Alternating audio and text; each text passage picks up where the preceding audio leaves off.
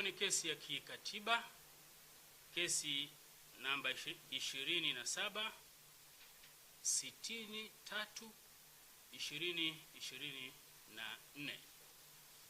Kesi hii ilikuwa mbele ya jopo la majaji watatu, Jaji Mbaga, Jaji Mwanga na Jaji Mkwizu ambaye ndiye alikuwa mwenyekiti wa jopo hilo la majaji watatu. Kesi hii ilifunguliwa na Profesa Hamza Njozi pamoja na wenzake katika Mahakama Kuu Masjala ndogo ya Dar es Salaam. Madai yao yalikuwa ni dhidi ya msajili wa vyama vya kijamii Tanzania, the Registrar of Society. Namba 2 alikuwa ni kabidhi wasii mkuu wa serikali, Administrator General. Wa pili, wa tatu na wa 4 na wa 5 ilikuwa ni formality kuwaingiza katika kesi hiyo. Kwa washtakiwa hasa namba 1 na namba 2, msajili wa vyama vya kijamii, the Registrar of Societies na Administrator General. Sasa kesi yote dhidi ya serikali lazima mwanasheria mkuu aunganishwe. Namba 4 ilikuwa ni Baraza Kuu la Waislamu wa Tanzania, BAKWATA. Na 5 ni Baraza Kuu la Jumuiya na Taasisi za Kiislamu Tanzania.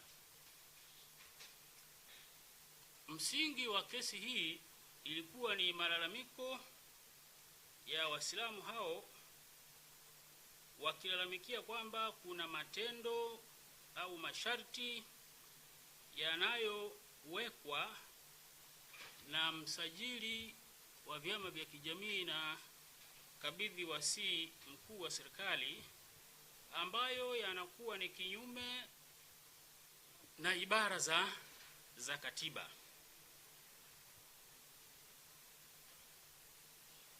Ibara zilizolalamikiwa kwamba zinakiukwa ni ibara ya katiba, ibara ya 13, ibara ya 13 ambayo inazungumzia usawa wa mbele ya sheria, na ibara ya 19 inayozungumzia usawa na uhuru wa kuabudu na kuamini chochote unacho, right, freedom of religion. Na ibara ya 20 inayohusu freedom of association, yani uhuru wa kujumuika na wengine. Hizi ndio ibara zilizokuwa zikilalamikiwa kwamba matendo ya wasajili yanakiuka vifungu hivi vya katiba. Matendo gani hayo? Kwamba wasajili hawa wamekuwa wakiwataka watu au taasisi zilizotaka kujisajili, miongoni mwa dokumenti zinazotakiwa ni pamoja na barua ya utambulisho. Sasa wasajili wamekuwa wakitaka au wakiamini wakiwataka kuleta barua kutoka BAKWATA. Kwa hiyo kitendo hiki kimelalamikiwa kwamba kinakiuka usawa mbele ya sheria, usawa wa kuabudu, uhuru wa kuabudu na uhuru wa kujumuika. Mahakama baada ya kusikiliza shauri hili, kuziangalia sheria hizi mbili zinazounda taasisi hizi, the Trustees Incorporation Act na the Societies Act. Of course sheria hizi ziko wazi sana. Hakuna kifungu kinachosema kwamba unaposajili taasisi lazima ulete barua kutoka BAKWATA. Ulete barua kutoka BAKWATA. Hakuna sheria iliyotaja moja kwa moja. Kwa sheria imesema taasisi hiyo itasimamiwa na Supreme Authority.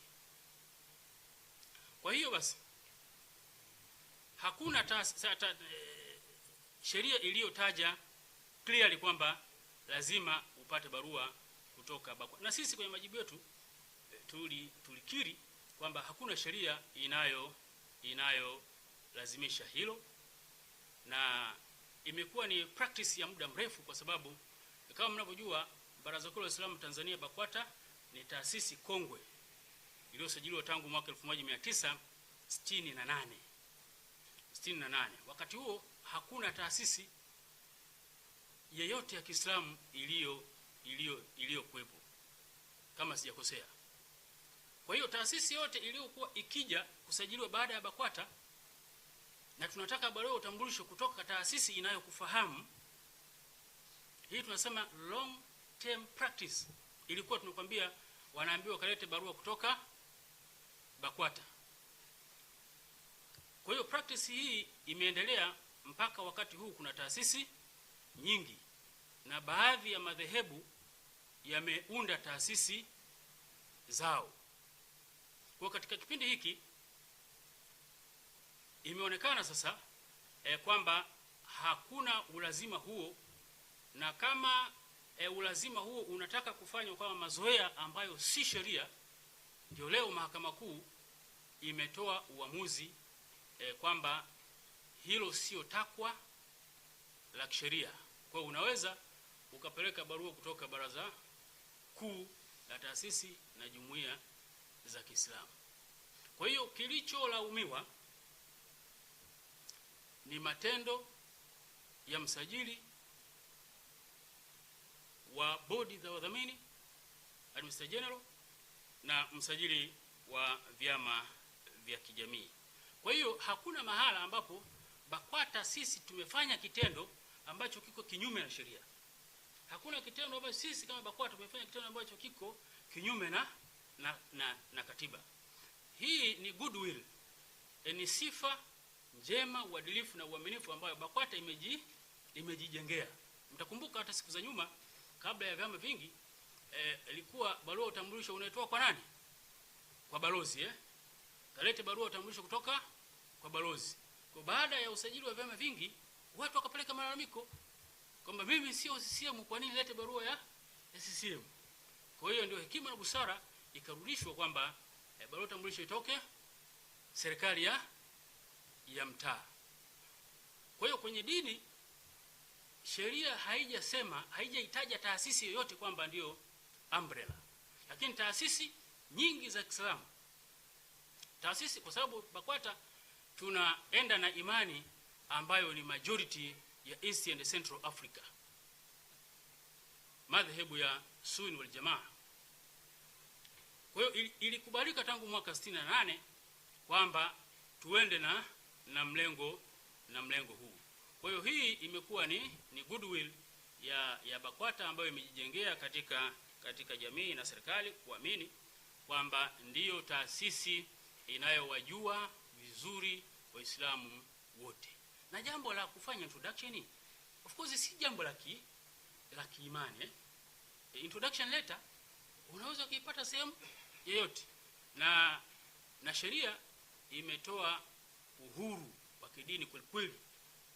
Sheria hiyo niliyosema, the Trustees Incorporation Act na the Societies Act, tuko pamoja, haijasema taasisi gani ndio ambe, lakini taasisi yote inataka kujisajili yenyewe ndio itasema kwenye katiba yake, yenyewe ndio iseme wakati wa usajili. Katika katiba yao itasema sisi taasisi hii, our supreme institutional ni BAKWATA au ni taasisi fulani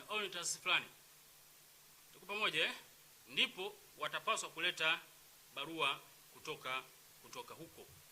Kwa hiyo yaliyolaumiwa ni matendo hayo ambayo tunasema ni long term practice. Kwa hiyo mahakama imeonya kwamba isichukuliwe kwamba ndiyo nini, ndiyo sheria. Waswahili wanasema mazoea hujenga tabia. Kwa tabia hiyo ndio iliyokemewa. Lakini madai mengine yote waliowasilisha mahakamani yalikuwa madai matano. Madai yote manne yametupiliwa mbali kwamba hayana msingi, na kuelekeza kwamba sasa wasajili warekebishe hayo matendo. Na ndio maana hakuna sheria au mahakama hii haijaelekeza kwamba vifungu fulani virekebishwe. Hapana, yaliyokuwa condemned ni matendo. Na mahakama baada ya kujidhihirisha kwamba vifungu hivyo katika sheria mbili havija kiuka katiba isipokuwa ni matendo, na zipo barua mbili ambao wadai waliziwasilisha zikathibitisha matendo. Iko taasisi ambayo ilirudishwa ikaambiwa, ilipeleka barua baraza kuu ikarudishwa kuambiwa tunataka barua ya nini kutoka BAKWATA, na barua moja ilikuwa kwa msajili wa vyama vya kijamii na barua nyingine kutoka kwa kabidhi mkuu wa serikali. Kwa hayo ndio matendo kemewa na mahakama, na kwamba mshtakiwa namba 1 na namba 2 warekebishe matendo hayo. Kwa hiyo hakuna mahala kusema BAKWATA imefanyaje, imeshindwa vibaya sana. Hakuna mahala ambapo BAKWATA imeakti, yani imefanya jambo na jambo hilo au kitendo hicho kikafanyaje, kikavunja sheria au kikakiuka ibara za katiba.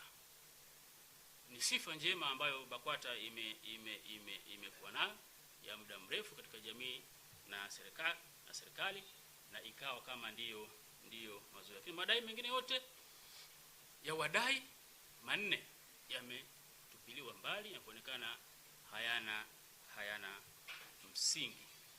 Kwa hiyo hayo ndio maelezo kwa ufupi.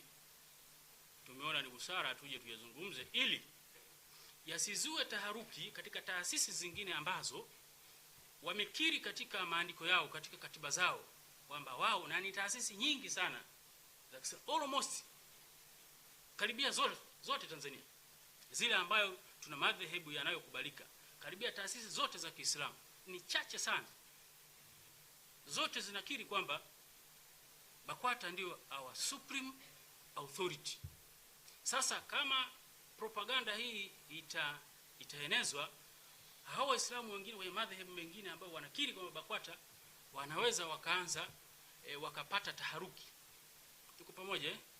Wakapata taharuki, wakaleta zogo ambalo linaweza likaharibu amani na utulivu uliokuwepo, ambao sisi kama BAKWATA, moto wa kiongozi wetu mkuu wa dini Mufti Daktari Abubakar Ali bin Zuberi amekuwa akisisitiza ni amani, upendo na utulivu wa nchi.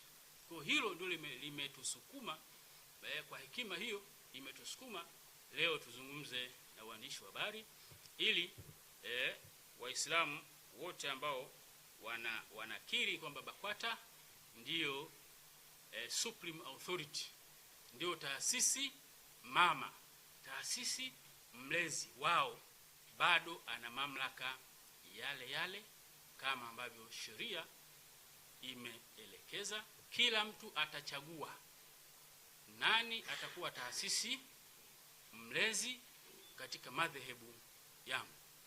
Kwa hiyo hayo kwa ufupi tulipenda kuyaweka wazi kama